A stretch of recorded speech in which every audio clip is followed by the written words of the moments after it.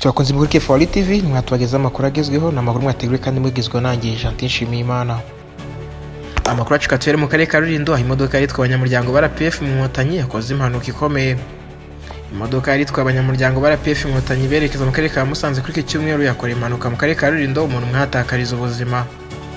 Umuyobozi w'akarere ka Gicumbi Nzabarima Emmanuel yabwiye Bwiza ko imodoka yakoze impanuka yitwa abanyamuryango ba RPF mu Nkotanyi bari bavuye Gicumbi bajya mu nama y'umuryango yagombaga kubera mu karere ka Musanze.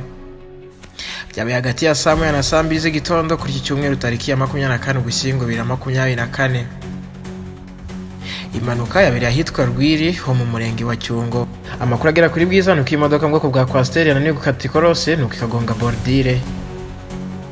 Amakuru iki gitangazamakuru gifite nuko atakaje ubuzima ruwitwa Nyirandama Marie Chantal wari ufite muri hoteli zikorera mu mujyi wa Gicumbi. Polisi y'igihugu yatangaje ko usibye wapfuye hari n'abandi 7 bakomeretse bikomeye n'abandi 19 bagakomereka byoroheje. Polisi ivuga ko abakomeretse bari kwitabwaho n'abaganga mu bitaro bya Byumba. Polisi yatangaje ko wari utwaye imodoka bafungiye kuri station ya Bushoki nta iperereza ko cyateye impanuka rikaba rikomeje. Amakuru acikatu kumereza mu karere ka Rubavu aho umusore w'imyaka 27 bikeka ko yiyahuye nyuma yo gucucurwa no gukora uburaya. Umusore w'imyaka 27 warutse mu karere ka Rubavu murenge wa Nyamyumba yasanzwe mu nzu amanitse mu mugozi yapfuye bikeka ko yabitewe no gucucurwa n'umukobwa ukora uburaya bari bamaranye iminsi. BTN yatangaje ko iryo bara ryabaye ku gicamunsi cya tariki 23 Ugushyingo 2024 ubwo abaturanyi banyakwigendera bamusanga mu nzu amanitse mu mugozi wakozwe n'ishoka. Abaturanyi banyakwigendera bavuga ko umusore yaramaranye iminsi n'indaya mu nzu bakaba baragiranye amakimbirane bakaba bakeka byabaye intandaro yo kwiyahura. Amakuru acikatu komereza mu karere ka Nyagatare aho urukiko rwakatiye abari abakozi mu butabera n'ibyitso byari ruswa.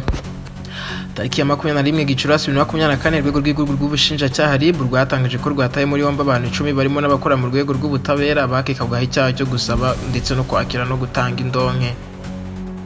Nkuko RIB yari yabitangaje mu ijoro ryo kuwa 21 Gicurasi 2024 abataye muri yombi bari bafunzwe tariki ya 16 Gicurasi 2024 bari mu mucamanza ku rwego rw'ibanze rwa Gasabo, umushinjacyaha ku rwego rw'ibanze rwa Ngarama mu karere ka Gatsibo, umuhesha w'inkiko w'umwuga, abagenzacyaha 2 bakorera kuri station ya RIB ya Ngarama mu karere ka Gatsibo n'abantu 3 bise abakomisiyoneri bakoraga muri centre ya Ngarama mu karere ka Gatsibo ndetse n'abaturage 2 bari bafite abantu babo bafunze. Urukiko rwemeje ko Tuyisenge Jean d'Amour hamwe n'icyaha cyo gutanga indonke, rwemeje ko Hagenimana Albert alias Papatania, Njyanabo Jean Damascene, Habihirwe Benjamin na Mbarushimana Haruna hamwe n'icyaha cyo kubibyitso mu gutanga no kwakira indonke. Urukiko rwemeje ko Seroza Vincent, Singirankabo Theogene, Hategekimana John hamwe n'icyaha cyo gutanga indonke. Urukiko rwemeje ko Habumugisha Boniface, Misago Jean Marie badamwa n'icyaha cyo gutanga indonke kandi rwemeje ko Iradukunda Diane adamwa n'icyaha cyo gutanga indonke. Ibindi kuri amakuru mwasura ikinyamakuru Bwiza mugasoma inkuru irambuye.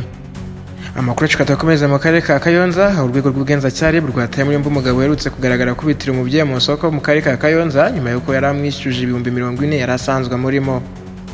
Kwa gatatu tariki ya 20 Ugushyingo nibwo Tumusifu John yahuriye na Kazayire Jose n'imyaka 28 y'amavuko mu isoko ry'imbuto rya Kayonza rirere mu mudugudu wa Riyebero akagari ka Nyagatovu umurenge wa Mukarange. Kazayire arimo ataha yishyuje Tumusifu amafaranga 40 yari yaramugujije bundaho kumwishyura atangira kumutuka ibitutsi byinshi ahita amusagarira mu kubita amakofi n'inki mu mutwe no mu gatuza harabyimba. Kwa gatanu tariki 22 Ugushyingo 2024 nibwo polisi station ya Mukarange yashyikirije RIB Kazayire Joseline kugira ngo arege wamukora icyo cyaha cyo kumukubita kanamukomeretsa. Umuvugizi wa polisi mu ntara y'Iburasirazuba SP Mudani Twizeyimana avuga ko ihohoterwa rya Kazayire ryamenyekanye nyuma yo kubona amashusho yafashwe n'umuturage wari uhari.